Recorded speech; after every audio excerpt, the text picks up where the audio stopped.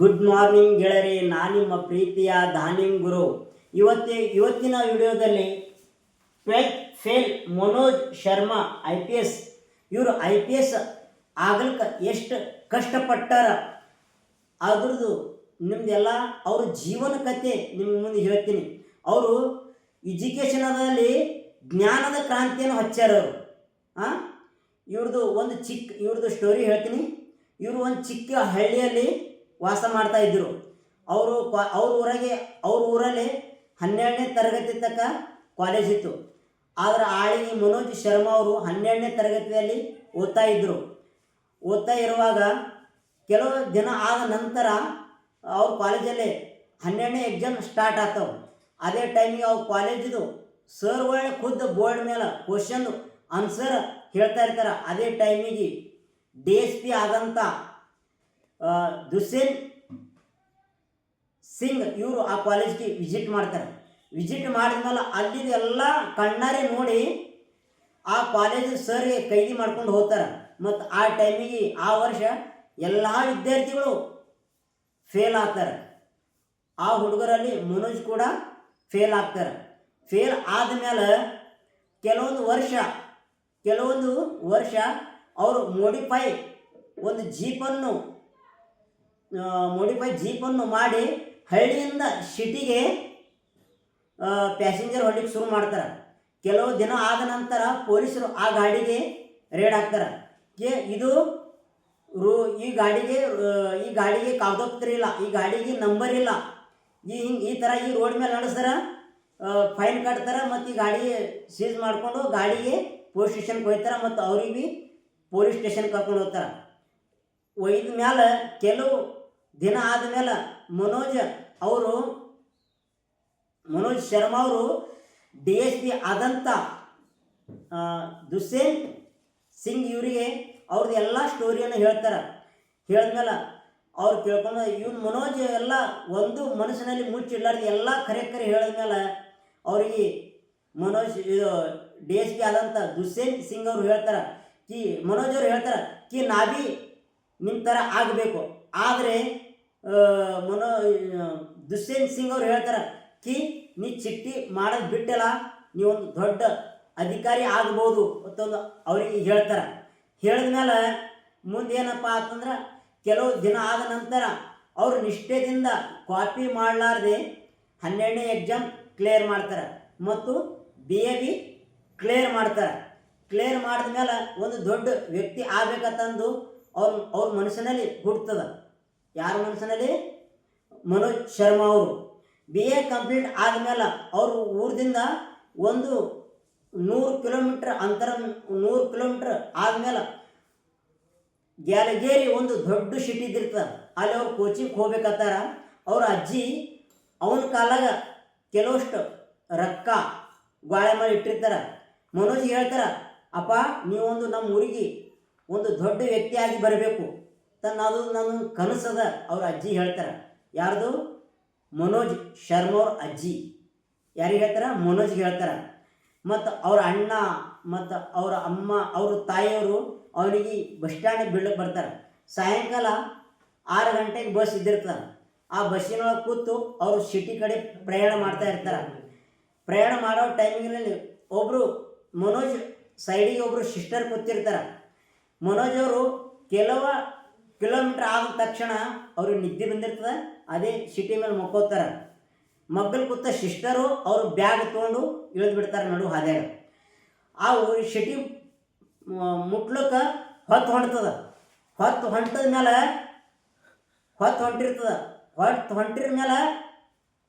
ಹೊಂಟಿರ್ತದೆ. ಅವ್ರ ಕಂಡಕ್ಟರ್ ಹೇಳ್ತಾರೆ, ಅಪ್ಪ ನಿಂದು ಎಲ್ಲಿ ಹೋಗ್ಬೇಕಂದ್ರೆ ಆ ಸಿಟಿ ಬಂದದ, ಇಳಿಯಪ್ಪ ಆತರ. ಎಲ್ಲರೂ ಇಳಿದು ಹೋಗಿರ್ತಾರೆ. ಮನೋಜ್ ಶರ್ಮಾ ಅವರು ಹೇಳ್ತಾರೆ, ಬ್ಯಾಗ್ ಹುಡುಕಾಡ್ತಾರೆ. ಆದ್ರೆ ಅವ್ರ ಬಳಿ ಬ್ಯಾಗ್ ಇದ್ದಿರಲ್ಲ. ಎಲ್ಲ ಕಡೆ ಕೇಳ್ತಾರೆ, ಪರಂತು ಬ್ಯಾಗ್ ಎಲ್ಲಿ ಸಿಗಲ್ಲ. ಅಲ್ಲೇ ಸಿಟಿಯಲ್ಲಿ ಇಳಿತಾರೆ. ನಾ ರಿಟರ್ನ್ ಊರಿಗೆ ಹೋಗ್ಬೇಕಂದ್ರೆ ಬಲ್ಯಕ್ಕೆ ರೊಕ್ಕ ಇಲ್ಲ. ಮತ್ತು ನಮ್ಮ ಅಜ್ಜಿ ಮುಖ ಹ್ಯಾಂಗೆ ತೋರಿಸಿಲ್ಲ, ನಾ ಒಂದು ದೊಡ್ಡ ಅಧಿಕಾರಿ ಆಗಿ ಬರ್ತೀನಿ ಅಂತಂದು ಮಾತು ಕೊಟ್ಟಿರ್ತಾನೆ. ಏನೇ ಕಷ್ಟ ಬರಲಿ ನಾ ಇಲ್ಲೇ ಇರ್ತೀನಿ, ಒಂದು ದೊಡ್ಡ ಅಧಿಕಾರಿ ಆಗಿ ಊರಿಗೆ ಹೋಗ್ಬೇಕಂತಂದು ಅವ್ರ ಮನುಷ್ಯನಲ್ಲಿ ನಿಶ್ಚಯ ಮಾಡ್ತಾರೆ. ನಿಶ್ಚಯ ಮಾಡಿದ ಮೇಲೆ ಅಲ್ಲೇ 3-4 ದಿನ ಫುಟ್ಪಾತ್ ಮೇಲೆ ಅಲ್ಲಿ ದೇವಸ್ಥಾನಗಳ ಬಳಿ, ಸ್ಕೂಲ್ ಬಳಿ, ಕಾಲೇಜ್ ಬಳಿ ಮಕ್ಕೋತಾರೆ. ಬಟ್ ಅವ್ರಿಗೆ ಊಟ 3-4 ದಿನ ಆಯ್ತು ಊಟ ಮಾಡಿರಲ್ಲ. ನೋಡ್ರಿ ಅಂಥ ಪ್ರಸಂಗ ಬಂದಿರ್ತದೆ. ಎಂತಿರ್ತಿ ಅಂಥ ಟೈಮಿಗೆ ಎಂತಿಂಥ ಪ್ರಸಂಗ ಬರ್ತದೆ. ಹೊಸ ತಾಳಲಾರ್ದಿ ಮನುಷ್ಯ 1 ದಿನ 2 ದಿನ 4 ದಿನ ಆದ್ಮೇಲೆ ಒಂದು ಹೋಟೆಲ್ ಮುಗ್ಲಿಕ್ಕೆ ಹೋಗಿ ನಿಂದಿರ್ತಾರೆ. ಒಂದು ಗಂಟೆ 2 ಗಂಟೆ ನಿಂದಿರ್ತಾರೆ. ಅದು ಆದಮೇಲೆ ಅವರೇ ಸ್ವತಃ ಹೋಗಿ ಹೋಟೆಲ್ ಮಾಲೀಕರು ಹೇಳ್ತಾರೆ, ಸರ್ ನಾನು 4 ದಿನ ಆಯ್ತು ಊಟ ಮಾಡಿಲ್ಲ ಸರ್, ನನಗೆ ಭಾಳ ಹೊಸವಾಗಿದೆ, ನನಗೆ ಊಟ ಕೊಡಿ ಸರ್. ಆಯ್ತಪ್ಪ ಊಟ ಮಾಡ್ತಾರೆ. ಆ ಕ್ಷಣಕ್ಕೆ ಮನೋಜ್ ಅವ್ರು ಹೇಳ್ತಾರೆ, ನೀವು ಊಟ ಕೊಟ್ಟ ಮೇಲೆ ನಾನು ನಿಮ್ಮ ಬಳಿ ಕೆಲಸ ಮಾಡ್ತೀನಿ ರೀ ಅಂತಾರೆ. ನೀವು ಕೆಲಸ ಹಚ್ತೀರಂದ್ರೆ ನಾವು ಊಟ ಮಾಡ್ತೀನಿ ಅಂತಾನೆ. ಆಯ್ತಪ್ಪ ಊಟ ಮಾಡ್ತಾರೆ. ನಾವು ಊಟ ಮಾಡ್ಬೇಕಂದ್ರೆ 10ರಿಂದ 15 ನಿಮಿಷ ಊಟ ಮಾಡ್ತೀವಿ ಮಿನಿಮಮ್. ಅವರು 3 ನಿಮಿಷನಾಗ ಆ ಊಟ ಫಿನಿಶ್ ಮಾಡಿಬಿಡ್ತಾರೆ. ನೋಡ್ರಿ ಅಂಥ ಪ್ರಸಂಗದ. ಊಟ ಆದ ತಕ್ಷಣ ಮಾಲಕ್ರೆ ನಾ ಕೆಲಸ ಏನು ಮಾಡ್ಲತ್ತಾರ, ಇಲ್ಲಪ್ಪ ನೀನು ಹೋಗು ಅಂತಾರ. ವಾಲ್ರಿ ಸರ್ ನಾನು ನಿಮ್ಗೆ ಹೇಳಿದಿಲ್ಲ ನೀವು ನಮ್ಮ ಕೆಲಸ ಕೊಡೇಬೇಕಂತಂದು. ಅದೇ ಟೈಮಿನಲ್ಲಿ ಅದೇ ಹೋಟೆಲ್ದಲ್ಲಿ ಪ್ರೀತಮ್ ಪಾಂಡೆ ಅನ್ನೋರು ಊಟ ಮಾಡ್ತಾ ಇರ್ತಾರೆ. ಊಟ ಮಾಡೋ ಟೈಮಿಗೆ ಅವರು ಪ್ರೀತಮ್ ಪಾಂಡೆ ಅವ್ರ ತಂದೆಯವ್ರಿಗೆ ಕಾಲ್ ಮಾಡ್ತಾರೆ, ಅಪ್ಪ ಎಲ್ಲಿದ್ದೆ ಆತರ. ಇಲ್ಲರಿ ಪಾಪ ನಾನು ದಿಲ್ಲಿಗೆ UPS ಎಕ್ಸಾಮ್ ತಯಾರು ಮಾಡೋಕ್ಕೆ ಡೆಲ್ಲಿಗೆ ನಡೆದೀನಿ ಅಂತ ಹೇಳ್ತಾರೆ.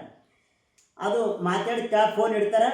ಆ ಕ್ಷಣಕ್ಕೆ ಪ್ರೀತಮ್ ಪಾಂಡೆಯವರು ಹೇಳ್ತಾರೆ ಕಿ ಇವ್ರದ್ದು ಊಟದ ಖರ್ಚು ನಾ ಕೊಡ್ತೀನಿ ಅಂತ ಹೇಳ್ತಾರೆ ಹೋಟೆಲ್ ಮಾಲೀಕರಿಗೆ ಹೇಳ್ತಾರೆ. ಹೇಳಿದ್ಮೇಲೆ ಆ ಕ್ಷಣಕ್ಕೆ ನೀವು ಯಾಕೆ ರೊಕ್ಕ ಕೊಡ್ತೀರಿ ಮನೋಜ್ ಶರ್ಮಾ ಅವ್ರು ಹೇಳ್ತಾರೆ, ಇಲ್ಲಿ ತಗೋಪ್ಪ ಆ ಥರ. ಸರ್ ನೀವು UPSC ಅಂದಿರಲ್ಲ, UPSC ಅಂದ್ರೆ ಏನು? IS ಅಧಿಕಾರಿ, PSI, ASI ಅಧಿಕಾರಿ ಈ ಥರ ಹುದ್ದೆಗಳು ಇರ್ತವೆ ಸರ್. ನಾವೇ ನಿಮ್ಮ ಥರ ಆಗಬೇಕತ್ತೀನಿ, ನಾವೇ ಒಂದು ದೊಡ್ಡ ಅಧಿಕಾರಿ ಆಗಬೇಕತ್ತೀನಿ ಅಂತ ಹೇಳ್ತಾರೆ. ನಂಗೆ ಡೆಲ್ಲಿ ಕರ್ಕೊಂಡು ಹೋಗ್ರಿ ಅಂತಾರೆ.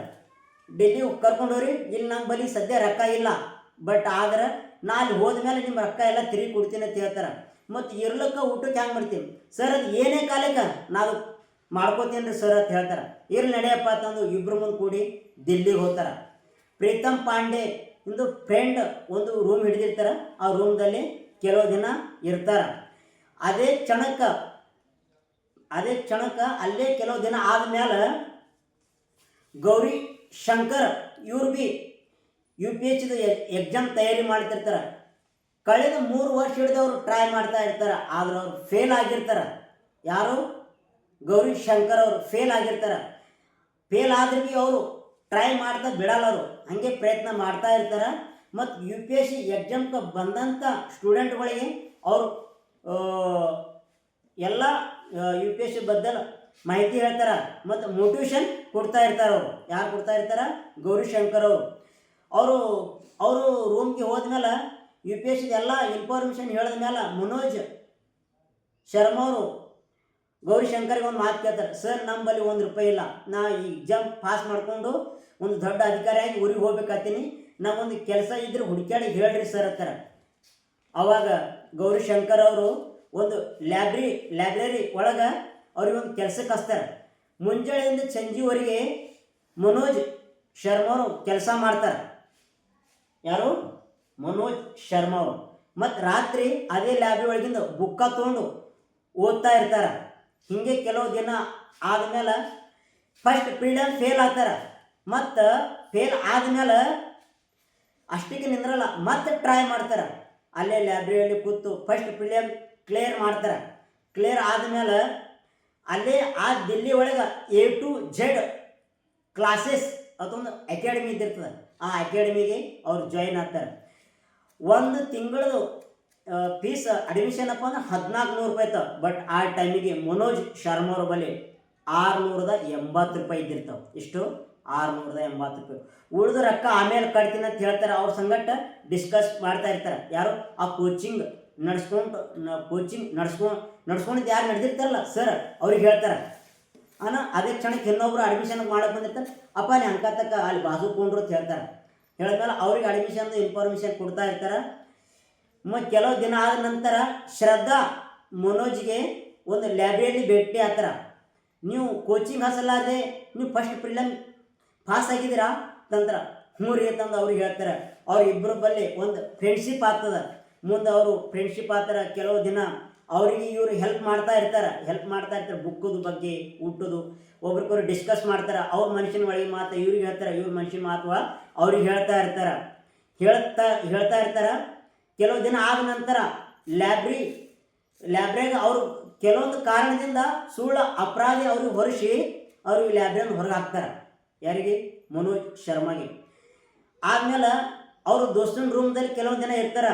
ಮತ್ತು ಅಲ್ಲಿಂದ ಅವ್ರು ಹೇಳ್ತಾರೆ ಕಿ ಹಿಟ್ಟಿನ ಗಿರಣಿ ಒಳಗೆ ಕೆಲಸ ಮಾಡ್ತಾರೆ. ಮುಂಜಾನೆಯಿಂದ ಸಂಜೆವರೆಗೆ ಹಿಟ್ಟಿನ ಗಿರಣಿ ಒಳಗೆ ಕೆಲಸ ಮಾಡ್ತಾರೆ. ಯಾರು? ಮನೋಜ್ ಶರ್ಮಾ. ಮತ್ತು ರಾತ್ರಿ ಓದ್ಲಿಕ್ಕೆ ಶುರು ಮಾಡೋಣ. ಹಿಂಗೆ ಅವ್ರದ್ದು ದಿನ ಚಾಲು ಇದ್ದಿರ್ತಾವ. ಆದಮೇಲೆ ಮುಂದೆ ಶ್ರದ್ಧಾ ಅವರು ಕೆಲವು ಕಾರಣದಿಂದ ತಮ್ಮ ಊರಿಗೆ ಹೋಗ್ತಾರೆ. ಯಾರು? ಶ್ರದ್ಧಾ ಅವರು ಹೋದ್ಮೇಲೆ ಅವರು ಕೆಲವೊಂದು ದಿನ ಆದಮೇಲೆ ಮನೋಜ್ ಶರ್ಮಾ ಅವರು ಹೊಳ್ಳಿ ರಿಟರ್ನ್ ಶ್ರದ್ಧಾ ಯಾವ್ರಿಗೆ ಇದ್ದಿರ್ತಾರೆ ಶ್ರದ್ಧಾ ಅವ್ರ ಊರಿಗೆ ಯಾರು? ಮನೋಜ್ ಶರ್ಮಾ ಅವ್ರು ಹೋಗಿರ್ತಾರೆ. ಅವ್ರ ಊರಲ್ಲಿ ಶ್ರದ್ಧಾ ಅವ್ರ ಊರಿಗೆ ಹೋದ್ಮೇಲೆ ಅವ್ರ ಅಡ್ರೆಸ್ ಇದ್ದಿರ್ತದೆ. ಅವ್ರ ಅಡ್ರೆಸ್ ನೋಡ್ಕೊಂಡು ಅವ್ರ ಮನೆಗೆ ವಿಸಿಟ್ ಮಾಡ್ತಾರೆ. ಬಟ್ ಆ ಕ್ಷಣಕ್ಕೆ ಅವ್ರ ಊರಲ್ಲಿ ಶ್ರದ್ಧಾವನು ಇದ್ದಿರಲ್ಲ. ಅವ್ರ ಮಾಮನ ಊರಿಗೆ ಹೋಗಿರ್ತಾರೆ. ಯಾರು? ಶ್ರದ್ಧಾ ಅವರು. ಅವ್ರ ಮನೆಯಲ್ಲಿ ಕೆಲಸ ಮಾಡ್ತಾ ಇದ್ದವ್ರು ಹೇಳ್ತಾರೆ ಹಿಂಗೆ ಇಂಥ ಊರಿಗೆ ಅವ್ರು ಹೋಗ್ಯಾರ ಅಂತ ಹೇಳ್ತಾರೆ. ಯಾರಿಗೆ? ಮನೋಜ್ ಶರ್ಮಾ ಹೇಳ್ತಾರೆ. ಅವ್ರಿಗೆ ಫೋನ್ ಹಚ್ಚಿ ಕೊಡ್ತಾರೆ. ಶ್ರದ್ಧಾಗ ಅವ್ರ ಮನೆಯಲ್ಲಿ ಕೆಲಸ ಮಾಡ್ತಾ ಇದ್ದೇವ ಹಚ್ಚಿ ಕೊಡೋಣ, ನಾನು ನಿಮಗೆ ಭಾಳ ಪ್ರೀತಿ ಮಾಡ್ತಾ ಇದ್ದೀನಿ ಹಿಂಗೆಲ್ಲ ಹೇಳ್ತಾರೆ. ಅರೆ ನಾನು ನಿಂಗೆ ಫ್ರೆಂಡ್ ಅಂತ ಹೇಳಿದ್ದೀನಿ, ಈ ಥರ ಯಾಕೆ ಮಾತಾಡ್ತೀರಿ ಅಂತ ಅನ್ಸಿ ಫೋನ್ ಕಟ್ ಮಾಡಿ ಅವ್ರಿಗೆ ಅಲ್ಲಿಗೆ ಹಚ್ಚಿಕೊಡ್ತಾರೆ. ಹಚ್ಕೊಡ್ದ ಮೇಲೆ ಕೆಲವು ವರ್ಷ ಆದ ನಂತರ ಮತ್ತೆ ರಿಟರ್ನ್ ಶ್ರದ್ಧಾ ಅವರು ಡೆಲ್ಲಿಗೆ ಬರ್ತಾರೆ. ಎಲ್ಲಿ? ಕೋಚಿಂಗ್ ಬಂದ ಮೇಲೆ ಮನೋಜ್ಗೆ ಕೈ ಕಳಿಸ್ತಾರೆ. ನನ್ನ ಕಡೆದು ನಾನು ನಿಮ್ಗೆ ಆ ಥರ ಮಾತಾಡಬಾರ್ದಿತ್ತು, ಮಾತಾಡಿ ನಂದು ತಪ್ಪಾಗಿದೆ, ಕ್ಷಮಿಸು ತಂದು ಅವರು ಶ್ರದ್ಧಾ ಅವ್ರು ಹೇಳ್ತಾರೆ. ಇಲ್ರಿ, ನೀವು ಎಲ್ಲಿ ನಾವು ಎಲ್ಲಿ? ನೀವು ದೊಡ್ಡ ಶ್ರೀಮಂತರು, ನಾವು ಗರೀಬ್ರು, ನಮ್ಗೆ ಆಗಿ ಬರಲ್ಲ ಈ ಥರ. ಯಾರು? ಮನೋಜ್ ಅವರು ಶ್ರದ್ಧೆಗೆ ಹೇಳ್ತಾರೆ. ಹಂಗಂದು ಅಲ್ಲಿದು ಹೋಗಿಬಿಡ್ತಾರೆ. ಹೋದ್ಮೇಲೆ ಕೆಲವು ದಿನ ಆದ ನಂತರ ಮತ್ತೆ ಇಬ್ಬರು ಮಂದಿ ಮೀಟ್ ಆಗ್ತಾರೆ, ಶ್ರದ್ಧಾ ಮತ್ತು ಮನೋಜ್ ಅವರು. ಎಲ್ಲಿ? ಗೌರಿಶಂಕರ್ ಒಂದು ಹೋಟೆಲ್ ಇಟ್ಟಿರ್ತಾರೆ. ಆ ಹೋಟೆಲ್ ಬಳಿ ಮೀಟ್ ಮಾಡ್ತಾ ಇರ್ತಾರೆ. ಗೌರಿಶಂಕರ್ ಅವ್ರು ಹೇಳ್ತಾರೆ, ನೀನು ಫಸ್ಟ್ ಪ್ರಿಲಿಯಮ್ ಪಾಸ್ ಆಗ್ಲಿಕ್ಕೆ ಕಾರಣ ಶ್ರದ್ಧಾನಿಂದ ನೀನು ಇಷ್ಟು ಮುಂದೆ ಬಂದಿ ಅಂತಂದು ಹೇಳ್ತಾನೆ. ಯಾರು? ಗೌರಿಶಂಕರ್ ಅವ್ರು ಹೇಳ್ತಾರೆ. ಹೇಳಿದ ಮೇಲೆ ಶ್ರದ್ಧಾವ್ರು ನಡ್ತಾ ಇರ್ತಾರೆ. ಶ್ರದ್ಧಾವ್ರು ಹೋಗ್ತಾ ಇರ್ತಾರೆ. ಮನೋಜ್ ಅವರು ಹೋಗಿ ಅವ್ರಿಗೆ ಹೇಳ್ತಾರೆ ಅವ್ರಿಗೆ ಹೇಳ್ತಾರೆ ಟೀಕ್ ಅದ. ಆ ಕ್ಷಣಕ್ಕೆ ಶ್ರದ್ಧಾವ್ರು ಹೇಳ್ತಾರೆ, ನೀನು ನನ್ನ ಮೇಲೆ ಪ್ರೀತಿ ಮಾಡ್ತಾ ಇದ್ದಿಲ್ಲ, ನನ್ನ ಮೇಲೆ ನೀ ಭಾಳ ಕನಸು ಕಂಡಿಲ್ಲ, ನಾವು ಮಾತು ಹೇಳ್ತೀನಿ ಕೇಳು ಅಂತಾರೆ ಶ್ರದ್ಧಾ ಅವರು. ನನ್ನ ಸಲುವಾಗಿ ಏನು ಭೀ ಮಾಡಕ್ಕೆ ತಯಾರಾಗ್ತಿಲ್ಲ, ನೀ ಎಲ್ಲ ಎಕ್ಸಾಮ್ ಕ್ಲಿಯರ್ ಮಾಡಿ ನನ್ನ ಬಳಿ ಬಾ, ಅದಕ್ಕೆ ಎಷ್ಟು ಕಷ್ಟಪಡ್ತದೆ ಕಷ್ಟಪಡು ಅಂತಂದು ಹೇಳ್ತಾರೆ. ಯಾರು? ಶ್ರದ್ಧಾ ಅವ್ರು ಹೇಳ್ತಾರೆ. ಆ ಕ್ಷಣದಿಂದ ಅವರು ಎಕ್ಸಾಮ್ ಎಲ್ಲ ಬಹಳಷ್ಟು ಕಷ್ಟಪಡ್ತಾರೆ. ಆ ಕ್ಷಣದಿಂದ ಶ್ರದ್ಧಾ ಮತ್ತು ಗೌರಿಶಂಕರ್, ಪ್ರೀತಮ್ ಪಾಂಡೆಯವರು ಇವರೆಲ್ಲರೂ ಹೆಲ್ಪ್ ಮಾಡಕ್ಕೆ ಮನೋಜ್ ಫುಲ್ ಸಪೋರ್ಟ್ ಮಾಡ್ತಾರೆ. ಫಸ್ಟ್ ಪ್ರಿಲಿಯಮ್ ಪಾಸ್ ಆಗ್ತಾರೆ, ಸೆಕೆಂಡ್ ಪ್ರಿಲಿಯಮ್ ಬಿ ಪಾಸ್ ಆಗ್ತಾರೆ, ಮೇನ್ಸ್ ಬಿ ಕ್ಲಿಯರ್ ಆಗ್ತದೆ. ಮತ್ತು ಫಕ್ತ್ ಇಂಟರ್ವ್ಯೂ ಇಷ್ಟೇ ಉಳಿದಿರ್ತಾವೆ. ಅಷ್ಟರ ಒಳಗೆ ಶ್ರದ್ಧಾ ಅವರು ಎಲ್ಲ ಎಕ್ಸಾಮ್ ಕ್ಲಿಯರ್ ಮಾಡಿ ಡೆಪ್ಯೂಟಿ ಕಮಿಷನರ್ ಆಗಿರ್ತಾರೆ. ಯಾರು? ಶ್ರದ್ಧಾ ಅವರು. ಮನೋಜ್ಗಿಂತ ಮೊದಲೇ ಒಂದು ಡೆಪ್ಯೂಟಿ ಕಮಿಷನರ್ ಆಗಿ ಒಂದು ಸಿಟಿಯಲ್ಲಿ ಒಂದು ಜಿಲ್ಲೆಯಲ್ಲಿ ಕೆಲಸ ಮಾಡ್ತಾ ಇರ್ತಾರೆ. ಅದು ಸುದ್ದಿ ಮನೋಜಿಗೆ ಫೋನ್ ಆಗ್ತದೆ. ಮನೋಜಿಗೆ ಫೋನ್ ಆದಮೇಲೆ ಕೆಲವು ದಿನ ಆದ ನಂತರ ಮತ್ತು ಶ್ರದ್ಧಾ ಅವರು ಮನೋಜ್ ಶರ್ಮಾಗೆ ಭೇಟಿಯಾಗ್ಲಿಕ್ಕೆ ಬರ್ತಾರೆ. ಇನ್ನೊಂದು 2 ದಿನದಲ್ಲಿ ಇಂಟರ್ವ್ಯೂ ಇದ್ದಿರ್ತಾವೆ. ಇಂಟರ್ವ್ಯೂ ಕೊಡ್ಲಿಕ್ಕೆ ಬಂದಿರ್ತಾರೆ. ಇಂಟರ್ವ್ಯೂಗೆ ಏನೇನು ತಯಾರಿ ಬೇಕು ಎಲ್ಲ ಶ್ರದ್ಧಾ ಅವರು ಗೈಡೆನ್ಸ್ ಮಾಡಿಕೊಡ್ತಾರೆ. ಶ್ರದ್ಧಾ ಅವರು ಗೈಡೆನ್ಸ್ ಮಾಡಿಕೊಟ್ಟು ಇಂಟರ್ವ್ಯೂ ಕೊಡ್ತಾರೆ. ಇಂಟರ್ವ್ಯೂ ಕೊಟ್ಟ ಮೇಲೆ ಇಂಟರ್ವ್ಯೂದಾಗ ಪಾಸ್ ಆಗ್ತಾರೆ. ಯಾರು? ಮನೋಜ್ ಶರ್ಮಾ ಅವರು ಪಾಸ್ ಆಗ್ತಾರೆ. ಪಾಸ್ ಆದ್ಮೇಲೆ ರಿಸಲ್ಟ್ ನೋಡ್ಲಿಕ್ಕೆ ಶ್ರದ್ಧಾ ಮತ್ತು ಮನೋಜ್ ಅವರು ಅಲ್ಲಿ ಕಾಲೇಜ್ ಹೊರಗಿನ ಸೈಡ್ ಇದು ಹಚ್ಚಿರ್ತಾರೆ, ಪೋಸ್ಟರ್ ಹಚ್ಚಿರ್ತಾರೆ, ಯಾರ್ಯಾರು ಪಾಸ್ ಆಗ್ಯಾರ ಯಾರ್ಯಾರು ಫೇಲ್ ಆಗಿರ್ತಾರೆ. ಅಲ್ಲಿ ಮನೋಜ್ ಅವ್ರು ನಾನು ಏನು ಫೇಲ್ ಆಗಿರ್ತೀನಿ ನಂಗೆ ಅನ್ಕೊಂಡಿಲ್ಲ, ಅದು ಶ್ರದ್ಧಾ ಅವ್ರು ಹೋಗಿ ನೋಡ್ಕೊಂಡು ಬಂದಿರ್ತಾರೆ. ನೀನು ಪಾಸ್ ಆಗಿರ್ತಂದು ಅವ್ರಿಗೆ ಹೇಳ್ತಾರೆ. ಯಾರಿಗೆ? ಮನೋಜ್ ಅವ್ರಿಗೆ ಶ್ರದ್ಧಾ ಅವ್ರು ಹೇಳ್ತಾರೆ. ಅಲ್ಲೇ ಸಮೀಪಿದ್ದ ಒಬ್ಬ ಪೊಲೀಸ್ ಕೇಳ್ತಾನೆ, ಸರ್ ಏನಾದ್ರಿ ಅಂತ ಕೇಳ್ತಾರೆ. ಆ ಕ್ಷಣಕ್ಕೆ ಶ್ರದ್ಧಾ ಅವ್ರು ಹೇಳ್ತಾರೆ IPS ಅಂತ ತಂದಮೇಲೆ ಅದೇ ಕ್ಷಣಕ್ಕೆ ಅವರು ಅಲ್ಲಿದ್ದಂಥ ಕಾನ್ಸ್ಟೇಬಲ್ ಅವ್ರಿಗೆ ಸಲ್ಯೂಟ್ ಮಾಡ್ತಾರೆ. ಈ ಥರದ ಸ್ಟೋರಿ ಮನೋಜ್ ಶರ್ಮಾ ಅವ್ರದ್ದು ಹೇಳೀನಿ. ಈ ಸದ್ಯ DIG ತಂದು ಒಂದು ಜಿಲ್ಲೆಯಲ್ಲಿ ಕೆಲಸ ಮಾಡ್ತಿರ್ತಾರೆ. DIG ತಂದು ಕೆಲಸ ಮಾಡ್ತಾರೆ ಯಾರು? ಮನೋಜ್ ಶರ್ಮಾ ಅವರು. ನೋಡ್ರಿ, ಒಂದು ಈ ಸ್ಟೋರಿ ಒಳಗೆ ನಮ್ಗೊಂದು ಹಿಂಗೆ ತಿಳಿತದಕ್ಕೆ ಯಾರಾದರೂ ಒಂದಕ್ಕೆ ಎರಡು ಎಕ್ಸಾಮ್ ಫೇಲ್ ಆಗಿರ್ತಾರೆ. ಫೇಲ್ ಆದಮೇಲೆ ಅವರು ಎಕ್ಸಾಮ್ ಕೊಡೋದು ಬಿಟ್ಟಿರ್ತಾರೆ. ಅಂಥ ಟೈಮಿಗೆ ಈ ವಿಡಿಯೋ ನೀವು ನೋಡ್ತಾ ಇದ್ದಿರಲ್ಲ ಗೆಳೆಯರೆ, ಈ ವಿಡಿಯೋ ಅವ್ರಿಗೆ ಶೇರ್ ಮಾಡಿರಿ. ಯಾರಿಗೆ? ನಿಮ್ಮ ಫ್ರೆಂಡ್ ಒಂದು ಎರಡು ಎಕ್ಸಾಮ್ ಫೇಲ್ ಆಗಿರ್ತಾರಲ್ಲ ಅವ್ರಿಗೆ ವಿಡಿಯೋ ಹಚ್ಬಿಟ್ರಿ. ಈ ವಿಡಿಯೋ ನೋಡಿ ಅವ್ರ ಬಳಿ ಪಾಸಿಟಿವ್ ಎನರ್ಜಿ ಬರ್ತದೆ. ಎನರ್ಜಿ ಬಂದ ಮೇಲೆ ಅವರು ಎಕ್ಸಾಮ್ ಕ್ಲಿಯರ್, ಪಾಸಿಟಿವ್ ಎನರ್ಜಿ ಬಂದ್ಮೇಲೆ ಅವರು ಎಕ್ಸಾಮ್ ಕ್ಲಿಯರ್ ಆಗ್ತಾರೆ. ಆ ಕ್ಷಣಕ್ಕೆ ನೀವು ವಿಡಿಯೋ ಹಚ್ಕೊಂಡಿರ್ತಾರಲ್ಲ, ಅವ್ರು ಪಾಸ್ ಆದ್ಮೇಲೆ ಹೇಳ್ತಾರೆ, ಅಣ್ಣ ನೀವು ವಿಡಿಯೋ ಹಚ್ಬಿಟ್ಟಿರಿ, ನಮ್ಮಲ್ಲಿ ಪಾಸಿಟಿವ್ ನಿರ್ಮಾಣ ಆಗಿದೆ, ಯಾಕೆ ನಿಂದಿದ್ದತ್ತ. ಈ ವಿಡಿಯೋ ಹೆಚ್ಚಿನ ಯಾರು ಎಕ್ಸಾಮ್ ಕೊಡೋರು ಅವ್ರಿಗೆ ಈ ವಿಡಿಯೋ ಶೇರ್ ಮಾಡಿ ಮತ್ತು ಇವು ನಮ್ಮ ಚಾನಲ್ಗೆ ಲೈಕ್ ಮತ್ತು ಶೇರ್ ಮತ್ತು ಸಬ್ಸ್ಕ್ರೈಬ್ ಮಾಡಿ. ಧನ್ಯವಾದ.